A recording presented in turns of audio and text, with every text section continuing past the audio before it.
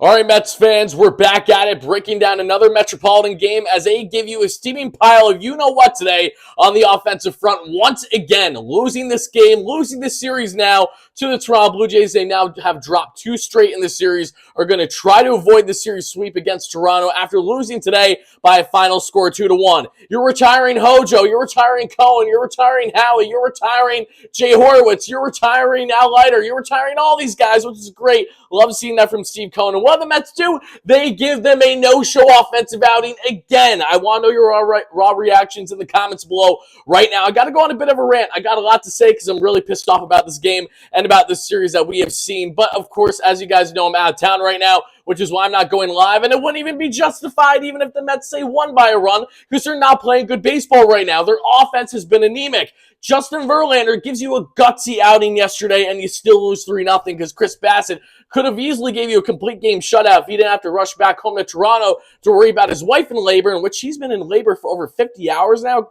Kudos to her. Wishing her the best. That's brutal. Shout out to Chris Bassett. Again, no ill will with Seabass there. But now we get into tonight's game, right? You got Tyler McGill, big drip on the bump. He gives you a gutsy outing as well. Roughly 6 innings of only 1 earned run ball, which was after he was pulled from the game because Brooks Raley strunners that infield single to Alejandro Kirk that was hit hard. It was a chopper. Lindor couldn't handle it, but it wasn't an error on him. And don't get me wrong, Francisco Lindor is part of the problem right now offensively because he has looked absolutely lifeless. He's taking pitches when he shouldn't be, and he's swinging at pitches he shouldn't be. Pete Alonso's taking terrible at-bats. Brett Beatty's taking terrible at-bats. Everyone and their mother is taking terrible at-bats right now, which is why this Mets offense, while they still got a really solid outing, all things considered, even with the walks galore from McGill, thanks to an umpire who had no effing clue what he was doing tonight, really screwed over not only the Mets, but screwed over the Jays later on in the game, but the Jays would have the last laugh at the end after their manager and Schneider was pulled from this game, exited, if you will, because he was thrown out. But let's just talk about it. Again, you get Tyler McGill, you get his outing. The Mets get an early lead. Thank you. Finally,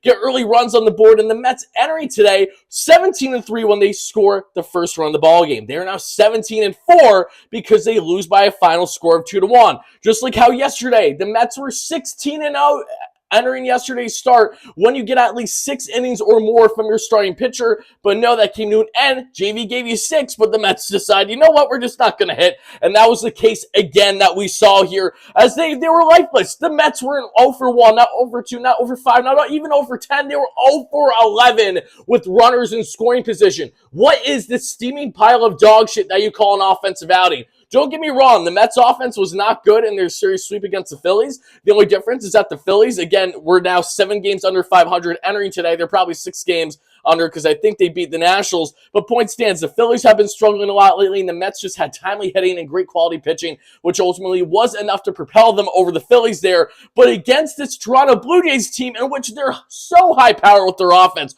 Bo Bichette feels like he's hitting every single time he's out there. The guy's batting like 340, right? You know, you're shutting down guys that a lot of this series, at least for the most part, and Vladdy and Springer, aside from his home run. I mean, you can even go down the list with this entire lineup. The Mets were able to take care of this Toronto lineup and yet could not justify just putting out a couple more runs, giving you insurance runs. No, every single time that they had runners in scoring position, they had nothing. They couldn't do anything with it. The only offensive bright spot today was, of course, the guy that I have had a lot of fair criticisms of as of late, as he got his first RBI in his last 17 games, and Daniel Vogelbach. Hoagie Vogie, shout out to you, Hoagie. Again, he swung the bat well today, bailed some hard ones. Again, I'm not going to criticize him the slightest, even as much as I want to see Vientos and Alvarez continue to get consistent reps on their own, right? Same reason why Tomasino should have never started. Alvarez shouldn't have been pinch hitting there in the 9th. He should have been starting. Crazy idea. It's like the best catcher and overall one of the best hitters in the month of May. It's almost like you should justify trying to play him as much as possible and not start Nito again after he just started 2 games ago.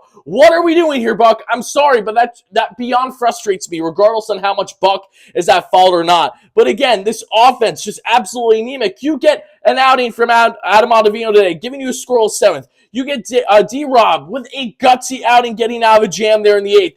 And then the ninth, of course, he gives up that run of Vladdy. Beatty should have been holding the line better at third base. Beatty's at-bats have been horrendous. Lindor's at-bats have been horrendous. Alonso's at-bats have been horrendous. Everyone and their mother, like I said, their at-bats have been horrendous. But defensively, Beatty would have liked to see him holding the line there. It is what it is, right? Again, Vladdy hit that ball hard down the third baseline after a first strike call on him was the worst strike call that you might see all season, because this umpire, got to give him credit. He was absolute dog shit the entire game, and he stayed genuine with it. He doubled down on it. He didn't change him in the game. No, he stayed horrendous the entire way. He gave the Mets some favorable calls like we saw there, and he also gave the Blue Jays some favorable calls that led to McGill, of course, walking, 5 batters that we saw today. Again, trying to pick those corners, just missing on his off-speed pitches, but the point stands. So you see there, Schneider getting thrown out of the game for the Blue Jays, their manager, and then Vladdy ripping that RBI double down the line. It gives the Blue Jays the lead in the bottom of the 8th, and I knew the game was done by then. You knew it was done because this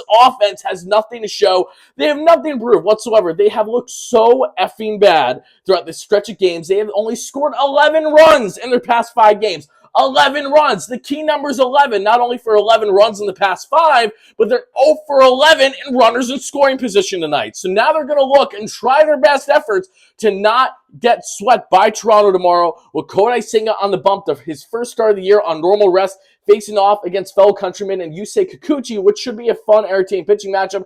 I don't know if we're going to go live. I don't know if we're going to do a recap video or whatever. We're going to hopefully do our podcast later tonight for Queen's Corner. Myself, Joe Sorrell, and Anthony Recker. So be on the lookout for that one, guys. But that's all I got to say on this one. I'm really frustrated. Again, everyone is in a slump right now, not named Vogelback that we saw today, not named McHitz that we saw yesterday. I mean, even Brandon Nimmo had some nice at-bats, but then his last at-bats, they just absolutely horrendous. Like, these guys, they're not locked in at all. Again, Francisco Lindor needs an off day. I don't care if you play Eduardo Escobar, Jeff McNeil one day at short. It's not going to kill you to potentially kind of calm Lindor down a little bit, make him see the strike zone better, because from the left side of the plate, he just looks like absolute crap. From the right side, he's been much better, and that needs to also change. I know Lindor's stubborn. I know how much he loves to play every day, and I appreciate that about him.